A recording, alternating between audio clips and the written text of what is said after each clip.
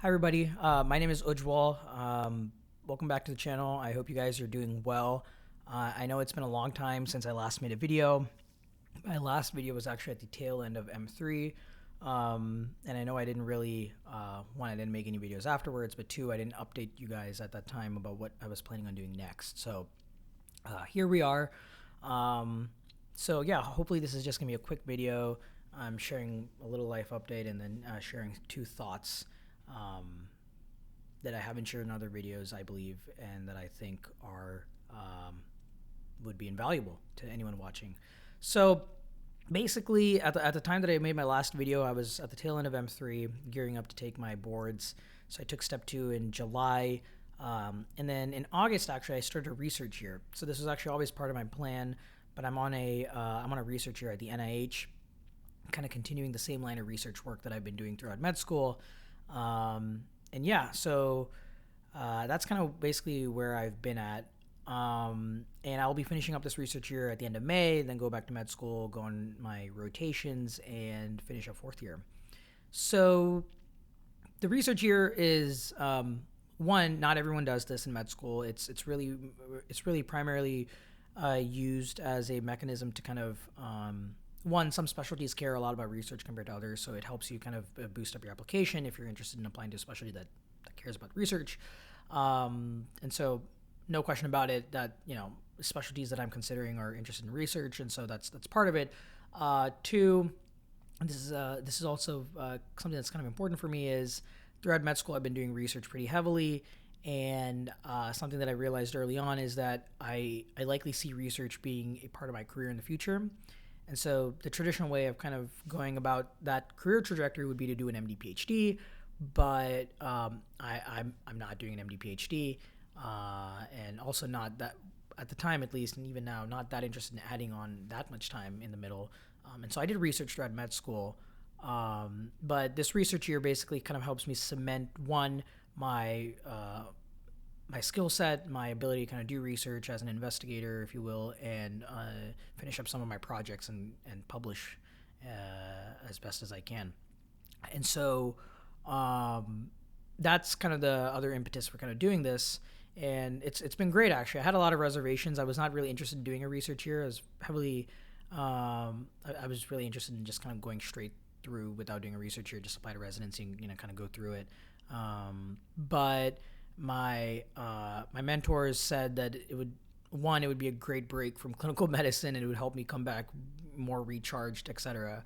But two, as someone who wants to do research in my career, it ended up being kind of a great opportunity to kind of lay the foundation for being able to do that. And so I'm part of this like funded like research program at the NIH. So there's me and a couple of other med students here in the cohort across like med schools all throughout the country.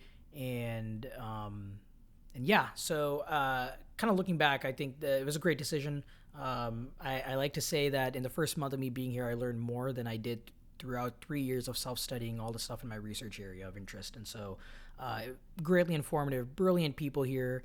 And honestly, it's fantastic to kind of surround yourself with people who are smarter than you, because one, you can really I think it's greatly informative, and I think it's awesome. It helps you kind of know what you don't know, and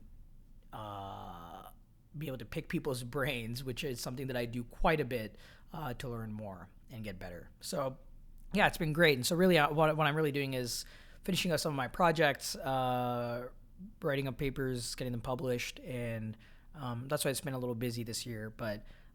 Definitely a different pace from clinical medicine. Academic medicine is a lot more slow paced compared to clinical medicine and stuff like that. But no, not really the focus of this video. If anyone is interested in like learning more about perhaps research years, etc., feel free to reach out to me. More than happy to chat. But yeah, otherwise, I wanted to share like two insights that I gained that I thought were kind of cool.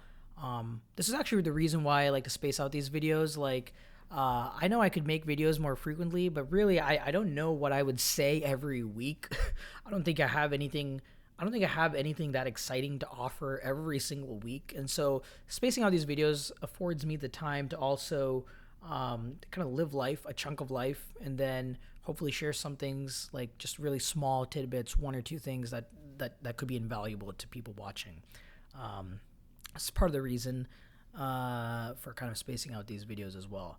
So really, I think the first point I wanted to share was kind of being here at the NIH is really cool. Obviously, it's a cool research institute. That's really the focus of what they do here. But I've been able to interact with people of like all levels of training.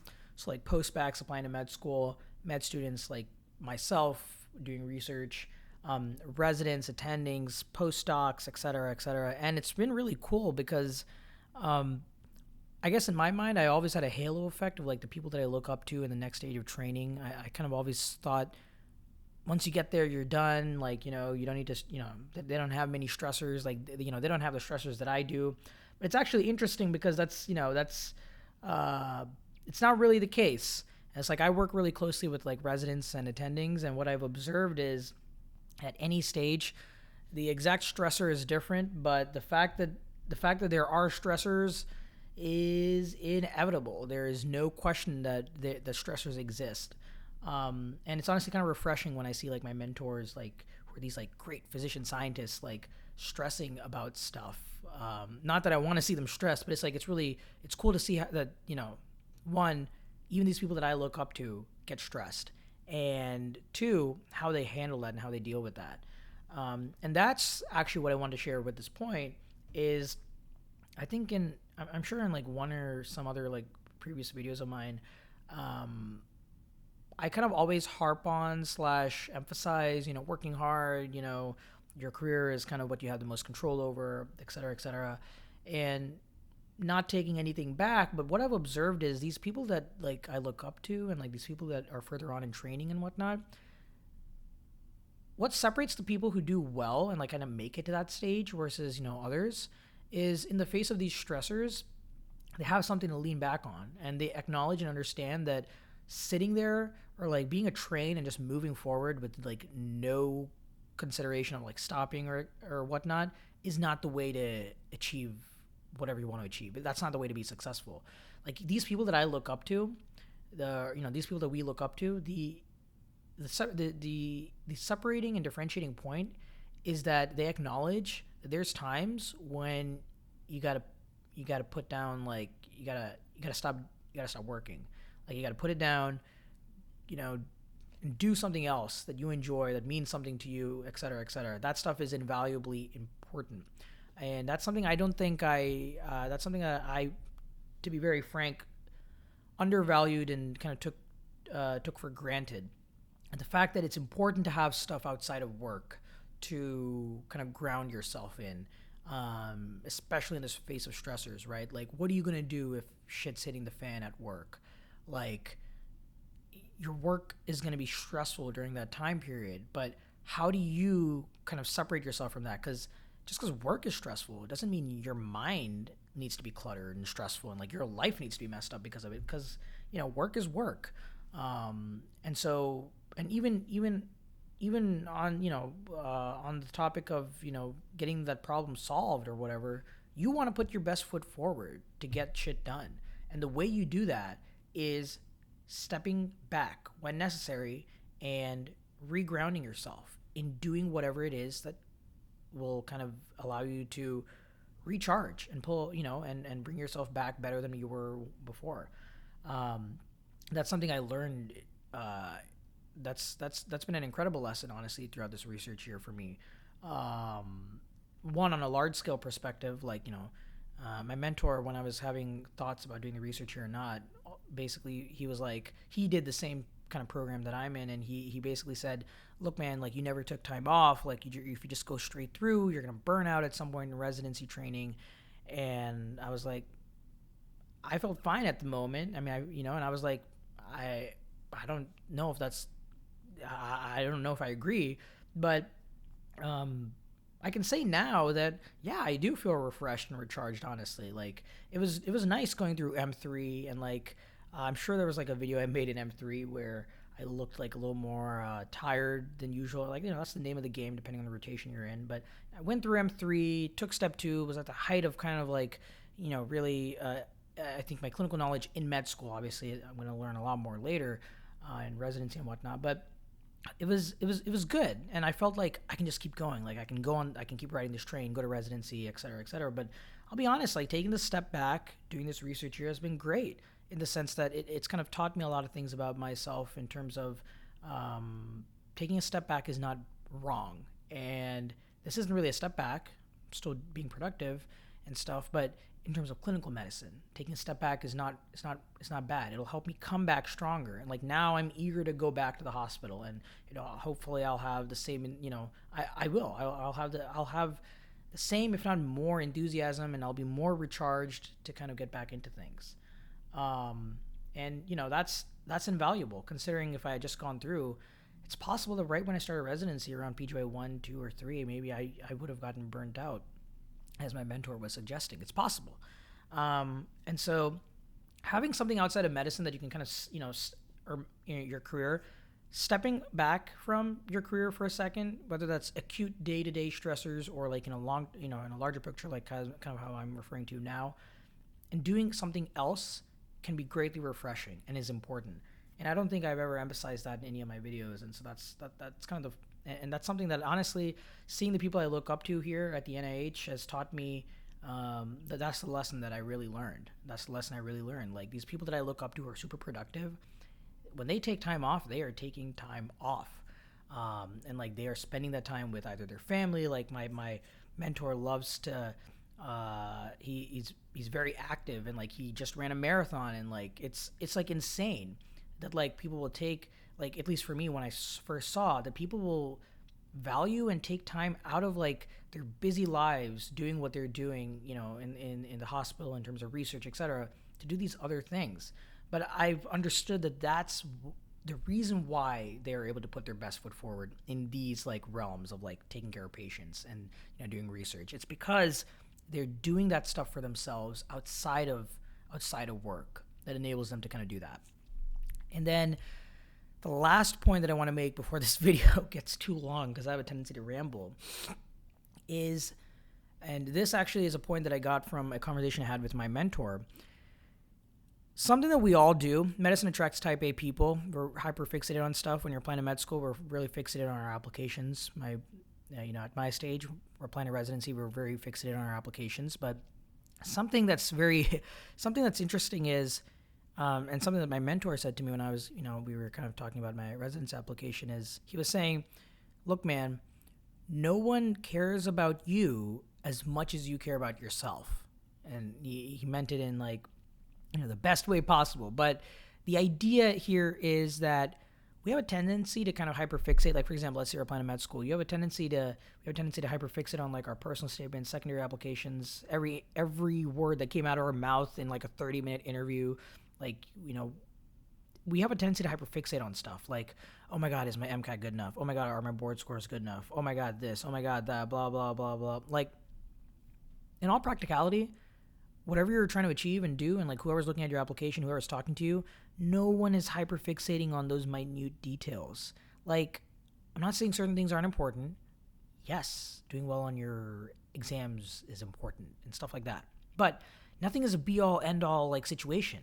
Like, no one is looking at your, like, yes, people look at your MCAT scores when you apply to med school. No one is looking at it as carefully and with such a fine-tooth like comb as you are.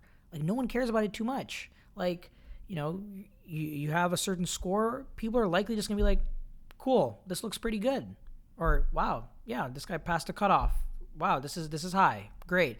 No one is going to be like, wow, this guy got a 525 instead of no one's going to be like, oh, this guy got a 520 instead of like a 525. Like, I mean, I don't think that's the case. No one is going to be like that. Like, good is good. Like, everyone just mentally categorizes things into tiers and stuff like that. Like, we hyperfixate on stuff. Like, your personal statement, no one is going to be like, wow, he said this in paragraph 3, sentence 3. Like, that's weird. No, like, as long as everything was normal, and, you're just being a normal person, like, no one is hyperfixating on anything. They're just glancing through your personal statements. Like, no one is going to be like after your interview, yeah, he said that weird thing like for like 5 seconds when he gave his response in the beginning of the interview throughout the 30-minute interview. And so that's a huge turnoff. Like, unless you said something egregious, No, that's not the case. Like, we tend to think about how we are portrayed and how other people think about us a lot more than actually is the case.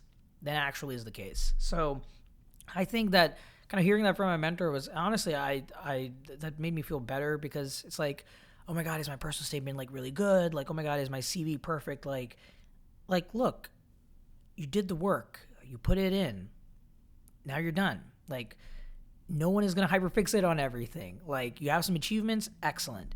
You have your scores, you got all this stuff, excellent. And then you go for it. No one's going to hyperfixate on anything. Also tying in a little bit of like Stoic principles. Like, a lot of the people that I look up to, they actually abide by and live by really Stoic philosophy. Not in like an extreme way, but it's the idea of, you do the work, you put it in, that's it, out of your mind. Once you've done what you can control, it's done. You don't need to worry about it until you get the result. Like, a lot of people, like, for example, let's say you got like a 10-day period. Day 1, you submitted your application or something. Day 10, you hear back. A lot of us are going to be, and I'm guilty as charged, but a lot of us are going to be like stressing for the entire 9 days until you hear back. And on day 10, if you get in or whatever, super happy. But those 9 days of worry was kind of useless if you think about it. Mental energy drained. Like, we don't, it's easy to, when things are quantifiable, it's very easy to kind of see, resources being used and wasted. Mental energy and stuff, can't quantify that. So, we don't think about it like that. But 9 days waste of mental energy. On day 10, if you didn't get in, all right, you worried for 9 days. Now you're worrying again on day 10. Whereas, let's think about the hypothetical contrary, where you apply on day 1, forget about it for all those other days. Day 10, you find out you got in, super happy, never wasted any mental energy. Day 10, you find out you didn't get in. All right, now we can start worrying. You didn't need to worry for the 9 days before. It accomplishes nothing. It accomplishes nothing when we unnecessarily worry about things that are outside our control. What someone else is thinking about, once you apply to something or once you've done an interview, it's done. You did it. Chances are everything that you think is we have a tendency to kind of hyperfixate on the most negative outcome possible. And actually, it's kind of funny as like a thought experiment. It's really funny that, in all likelihood, it's like a Gaussian distribution. Things aren't going to be super great or super bad. Things will likely be in the middle. But we always tend to think about the worst possible case scenario. And it's kind of funny because we could just as easily flip our mind and think about the best possible case scenario. We don't do that because we don't want to get our hopes up and then get crushed, because we find it more detrimental to go from a high to a low. The gap is larger compared to, thinking about the worst case scenario and then the worst case scenario happening. But my point being, it's funny. We don't think about, we don't always think about, oh, wow, the best case scenario can happen. Even if it's likely, if not more probable than the worst case scenario to happen, we don't do that. We always worry about the worst possible case scenario.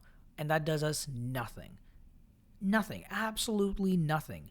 And even if we take a step back, in 5-10 years from now, if you didn't get into one school, you're going to get into another school, and then you'll probably have gone through med school and whatever. 5-10 years from now, you're not even going to think about that time where, things didn't work out for something. Like, in all likelihood, it's all water under a bridge. None of it's going to matter.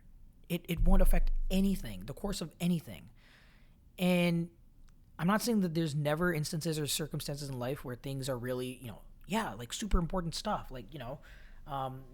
Those instances and experiences happen and exist. But even then, when it's outside of your hand, outside of your control, don't worry about it. It accomplishes nothing. We try to think about what other people are thinking about / how we are perceived. Accomplishes nothing. In all likelihood, we're wrong. We don't know what the other person's thinking about us. I'm going to cut it off there because I don't want to keep this video too long. But long story short, Stoic principles are kind of a great way to live life, and that's something that I've seen a lot of the people that I look up to kind of follow and abide by. And honestly, it saves a lot of mental energy, especially in an arduous training pathway like medicine. And in all likelihood,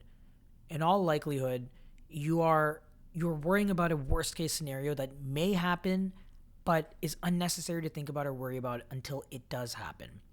But just as you're worrying about the worst case scenario, best case scenario can happen as well. And so why waste your mental energy and efforts worrying about something that may not even happen? But yeah, I'll leave it at that. So if you guys, for anyone who watched until now, thank you so much. Appreciate it. It means a lot to me. I don't know when my next video is going to be. so I'm not even going to make any comment on that. But yeah, thank you guys so much for watching. I hope everyone is doing well. And if anyone ever has any questions or ever wants to reach out to chat about something, always feel free to, DM me or whatnot. Send me an email. Always more than happy to chat with anyone. But otherwise, I hope you guys are all doing well. Good luck to those who are applying to med school. Getting ready to take the MCAT or boards, etc. Step 1, step 2. And yeah, I'll see you guys in that next one. Take care.